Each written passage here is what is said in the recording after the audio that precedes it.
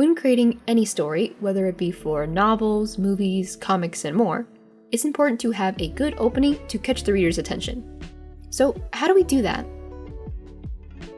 My name's Katie, I'm a comic creator and illustrator, and for the past few years I've been making short episodic comics. But now that I'm making a new comic that's story-driven, I need to find a way to grab the reader's attention in hopes that they will continue to read it. So here are some pointers and tips I found while trying to create the first chapter and opening of my comic. A way I see many comics start is to have an exciting opening. If it's an action series, they start with a fight. If it's romance, they may tease what's to come. Essentially, you can create an attention grabber to hopefully hook the reader and get them interested in what's going to happen in your story. That way, if you have multiple chapters already out, they will keep reading and be more likely to return. But make sure what you are focusing on is important to the story. If it focuses on a specific character, then make sure that character is actually a big part of the story, at least in the beginning. But what if my story is slow? What if it takes time to get to that attention-grabbing scene? Prologues might be able to help you. They can help set up a story and get the readers invested in what's to come. For me, my comic Crystallize is about a girl who gets infected by a teleporting crystal and is forced to travel to some of the most dangerous places in her world. I wanted to start the story off before she gets crystallized, but that might be a little slow for some people, especially since my comic is a fantasy action story. So to help, I added a short 2-page prologue of my main character Ava, reflecting on who she will become. It's the pages you are seeing right now. This is not long and incentivizes the readers to see how this girl changed in the comic. For me, I didn't want to spoil a lot of what's to come, but I just tried giving them a taste of how she will look or how she will change. Luckily, you can make your prologue as long as a chapter, or even short and simple like mine. The first chapter helps introduce what your story is about.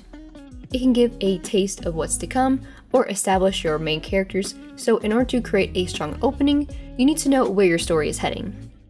It doesn't need to be detailed, but having an outline of your story can help lay out all the information better.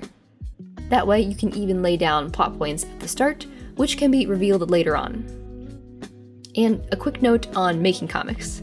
I find it very important to keep all your information organized. When you're dealing with stories that are very plot-driven, having everything laid out will help you see where your comic is heading. I've been keeping files on my computer and on my Google Drive, but lately I've been experimenting with organizing my story with this Comic Notion template.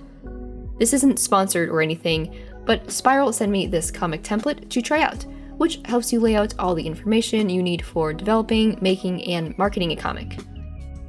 Now, I'm new to Notion, but I'm really loving this collapsible bullet point function. So far, it has really helped me keep my new comic Crystallized organized, especially the character sheet, which allows me to organize my 30+ characters, which honestly I didn't realize I had that much until I wrote everything out. I'll leave a link in the description, but I figured I should mention it since I consider it a great resource if you're struggling to keep all your comic information in one place. So just to remember, when starting out your first chapter, know where you are heading. If you have a certain tone or mood that you're aiming for, then starting off with that will help the readers know if it's something that they will be interested in. If you are still unsure of how to start your comic, one of the biggest points that helped me understand beginnings was to see how other people in my field did it. This means if you want to make good comics, read other people's comics.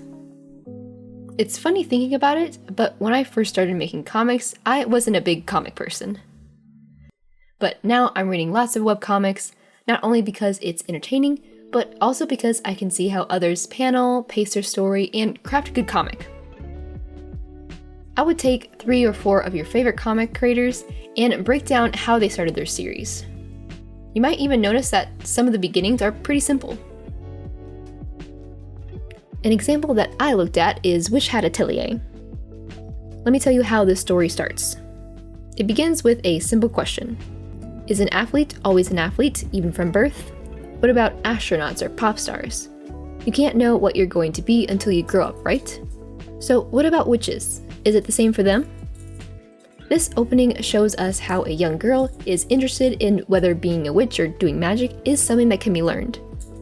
This story then starts at a slow pace, but then picks up a lot by the end.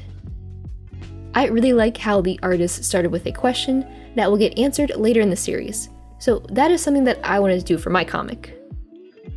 Originally, Crystallize was going to start at page 1, which was the slow beginning, and go from there, but I decided to add that 2-page prologue, not only to show what's to come, but also to give my character a question to be answered later in the series. And don't worry, you'll see the question at the end of this video. So after doing all this research, surely I truly love the beginning of my story, right? Honestly, I see a lot of areas I can fix. No way is it perfect, and I'm very tempted to start it over. But currently, I will not do that. It takes a lot of time to start new projects, but once you start, keep going and don't look back. The beginning of my comic helped me narrow down the art style, the characters, and establish a workflow for new pages. I want to continue this momentum to create better pages and build off of what was made. Maybe in a few more chapters, I will go back and make minor changes to the pacing and art, but if I constantly worry about the first page, then I will only ever have a story with a start and no end. So if you have made the first chapter of your comic, then congratulations! That's a hard thing to create, so the fact that you're here is amazing. And if you haven't reached that part, then don't worry, the beginning is just that, the beginning. There are plenty of more opportunities to improve your creative approach, so finish the start and then move on. I hope you learned something new from this video about story making. If you like the art that you see here, it's from my new comic Crystallized. You can read it over on crystallizedcomic.com or read the webtoon version, which just came out. I will have links down below, but I highly recommend you check this out. I have a lot planned for this story, and I can't wait to share it with you. If you have any questions about the comic making process, or creating stories in general, let me know in the comments. With that, I think that's everything I wanted to say, so I will talk to you guys later. Bye-bye!